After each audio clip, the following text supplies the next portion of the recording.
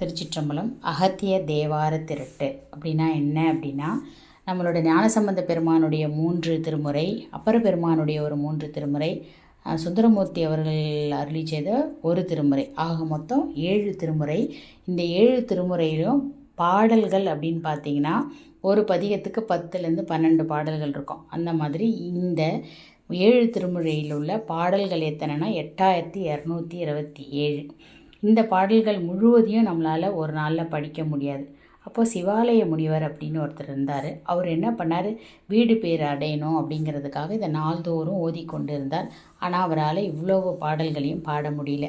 அதனால் பெருமான்கிட்ட விண்ணப்பம் வச்சார். பெருமான் அகத்தியரிடம் சென்று கேட்பாயாக அப்படின்னு சொல்லிட்டார். இவர் தவம் செய்து அகத்திய முனிவரை பார்த்தாரு. உடனே அகத்திய முனிவர் என்ன பண்ணார், இந்த தொகுப்புக்கு பேர் அடங்கன் முறை.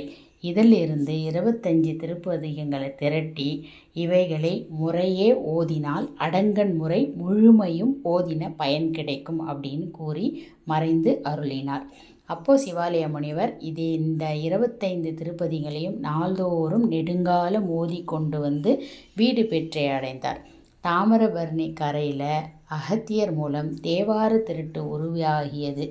இது தோன்றிய பொதிகை மலை என்பது நாம் எல்லாம் பெருமைப்படக்கூடிய விஷயம்.